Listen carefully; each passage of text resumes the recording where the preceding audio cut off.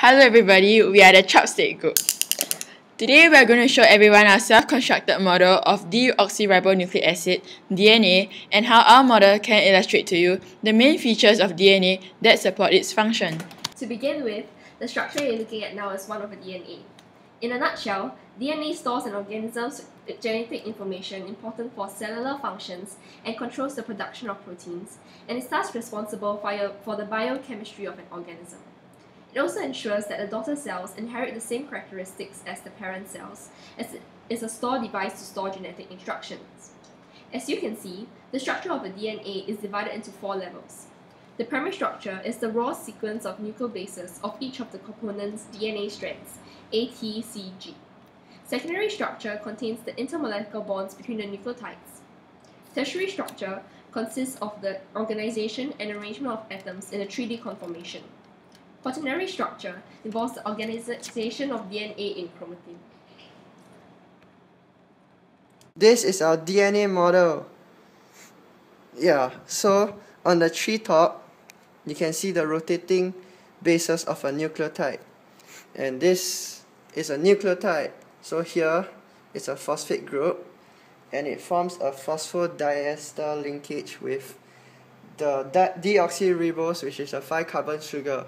And then this is where the nitrogenous base, the A, T, C, or G, will be located. And this is the molecular structure of adenine. And this is the molecular structure of guanine.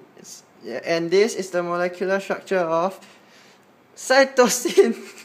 And this is the molecular structure of thymine. You can see our double helix structure. So this one here is a deoxyribose sugar phosphate backbone along the aluminum foil coil. And this is a complementary base pair. So this will be the cytosine, and this will be guanine, then this will be adenine, and this is thymine. So A and T will have 2 bonds, hydrogen bonds, and C and G will have 3 hydrogen bonds, so 3 twines. Okay, and you can see that this is a right-handed coil. It's turning this way, right hand. And then this part here, it's a major groove because it's bigger, and this part here, it's a minor groove. And so this is our DNA model, and oh, it's raining, let's put back the umbrella. Now, let us move into greater detail, the monomers of DNA, which are the nucleotides, as seen in the diagram. The 3 components form chemical bonds with one another at specific sites by means of condensation to form nucleotides.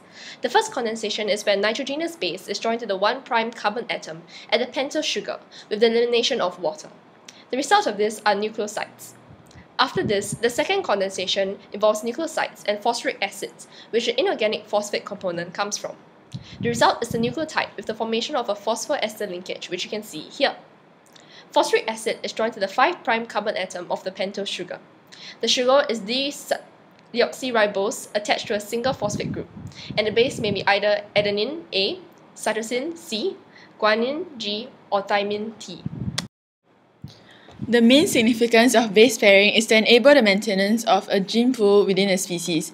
The DNA sequence that codes for a certain protein must be constant so as to make sure that it codes for that same protein when it is translated. For example, if the base sequence for the coding of the hormone insulin were to change, the body will not be able to produce the hormone insulin, and this could result in a condition such as diabetes. This is the significance of base pairing. It is to maintain genetic stability and thus the genetic characteristics that are passed on to the offsprings of a species. Complementary base pairing allows purines from hydrogen bonds to pyrimidines, with A bonding only to T and C bonding only to G. This arrangement of 2 nucleotides binding together across the double helix is called a base pair. As hydrogen bonds are not covalent, they can be broken and rejoined relatively easily. The two strands of DNA in a double helix can therefore be pulled apart like a ripper, either by a mechanical force or a high temperature. As a result of this complementarity, all the information in the double-stranded sequence of a DNA helix is duplicated on each strand, which is vital in DNA replication. Indeed, this reversible and specific interaction between complementary and base pairs is critical for all the functions of DNA in living organisms. When a sequence of nucleotides link together, they form a polynucleotide. A gene is a segment of a sequence of nucleotides in DNA that contains information for the synthesis of a single polypeptide. The nucleotides are conveniently linked together in a chain through the sugar and phosphates, which thus forms a backbone of alternating sugar-phosphate. The nucleotide sequence in a gene stores a message that determines how the structure of a polypeptide, proteins or enzymes, are formed. The message stored in a gene is called the genetic code, where each amino acid will be coded by a codon made up of 3 bases. The polynucleotide chains consist of a DNA template that codes for the polypeptide through DNA replication. Each cell in the human body contains a complete set of genes, but only specific genes that are required by the cell to synthesize proteins needed for the cell to function is expressed. Only expressed genes can produce the protein, while non-expressed genes can. The phosphate of one nucleotide is attached to the sugar of the next, resulting in a sugar-phosphate backbone of alternating sugars and phosphates linked by the 5' and 3' end of the deoxyribose into one strand. Two of these anti-parallel polynucleotide strands twist around each other in a right-handed coil to form a double helix in the structure of DNA. The strands usually circle the axis of the double helix once every 10.4 base pairs. The double helix will tightly coil and wrap around protein molecules, known as histones, to form chromatin threads, which coil even more to condense into chromosomes inside the nucleus during cell division. So how do these structures link to the function that DNA performs? With regards to its helical structure, DNA is bonded in a helical shape to remove the spaces between bases within each strand, if they were left in the ladder model.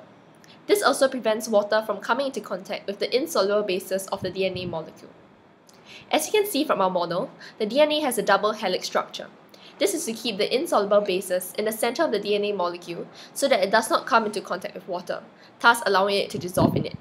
It's also to allow DNA to be unwinded to 2 single strands so that the DNA polymerase tree can synthesize a new DNA strand by conveniently adding nucleotides to the 3' end.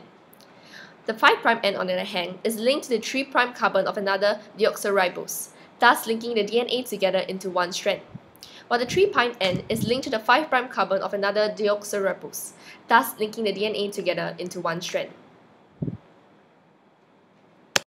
The major groove is a larger void as compared to the minor groove that is adjacent to the base pairs and can provide a binding site. Thus, due to the larger surface area that it has, it is easier to bind here. Thus, proteins like transcription factors can bind to specific sequences in the DNA over here at the major groove. The minor groove, on the other hand, is the smaller void as compared to the major groove. The minor groove is adjacent to the base pairs and can provide a binding site as well. However, most proteins will bind to the major groove due to the smaller surface area present in the minor groove. Eukaryotic DNA have multiple linear chromosomes, while prokaryotic DNA have single circular chromosomes with no ends. Eukaryotic DNA also have as many as 1,000 replication origins during replication, but prokaryotic DNA only have one replication origin when replication starts. Eukaryotic DNA is held within the nucleus, while prokaryotic DNA lies in the nucleoid.